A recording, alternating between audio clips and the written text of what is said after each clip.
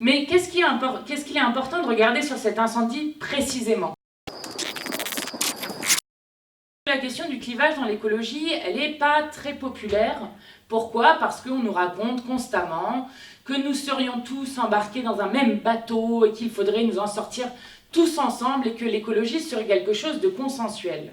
C'est quelque chose qu'on entend souvent et c'est une forme de dépolitisation de l'écologie. Pour moi, c'est très important d'appuyer là-dessus parce que c'est une manière à la fois de dépolitiser l'objet écologie et les politiques écologistes en général, de les dépolitiser, et c'est aussi une manière de refuser en démocratie qu'il y ait du débat sur cette question. Et donc nous, on assume qu'il y a un clivage entre leur écologie de riches, de salons, de ce que vous voulez, d'intérêts privés, et notre écologie qui est l'écologie populaire.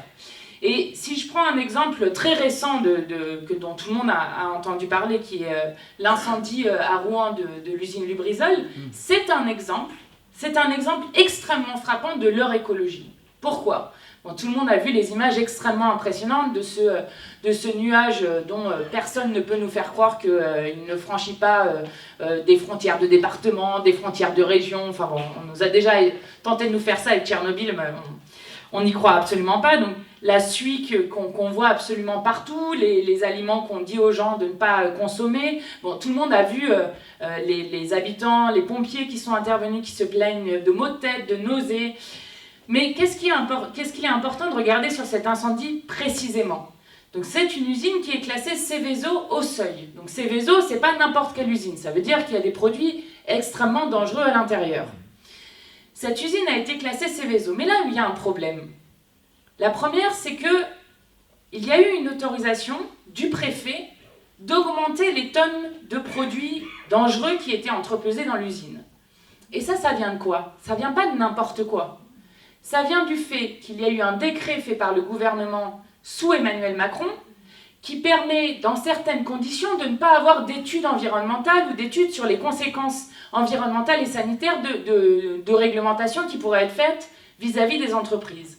Ça veut dire que depuis qu'ils ont assoupli le droit de l'environnement, comme ils disent, pour qu'on puisse plus facilement, parce qu'en plus ils utilisent des arguments absolument dégueulasses. Les arguments c'est, oui, il faut assouplir le droit de l'environnement parce que sinon justement vous n'aurez aucune éolienne qui sera jamais mise, vous n'aurez aucune... Donc on ne pourra pas avancer si on n'assouplit pas le droit de l'environnement. Bah oui, assouplir le droit de l'environnement, ça donne un préfet qui autorise de mettre plus de tonnes de produits dangereux entreposés, et surtout avec des alertes qui ont complètement été ignorées. Parce que si je vous reprends quand même cette usine, en 2013, ils avaient émis un énorme nuage de gaz sur lequel, pour négligence, ils ont été condamnés à 4 000 €. À 4 000 €, c'est dissuasif. Je vais vous dire qui est le propriétaire de l'usine, ça va vous montrer à quel point c'est dissuasif qu'avec 4 000 €.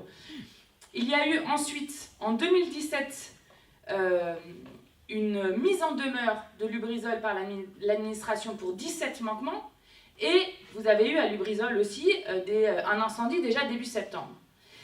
Concrètement, qu'est-ce que ça veut dire? Ça veut dire qu'en termes de contrôle et de suivi d'accidents qui ont déjà eu lieu, on n'est pas du tout bon, parce qu'il y a déjà eu des alertes à de nombreuses reprises. Et pourquoi c'est ça?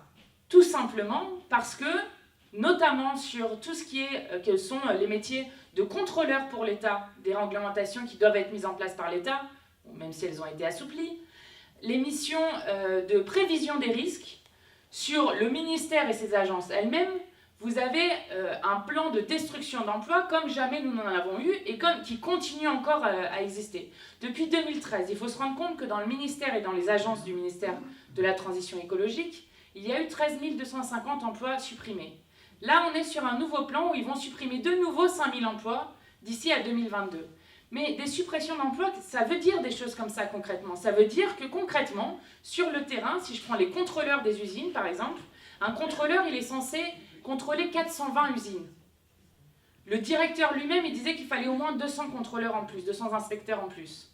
Donc ça veut dire concrètement qu'aujourd'hui, l'État ne se donne pas les moyens de vérifier si les usines dans notre pays, qui sont pourtant classées extrêmement dangereuses, respectent les réglementations qui sont faites, et en plus de ça, se permet d'assouplir cette réglementation.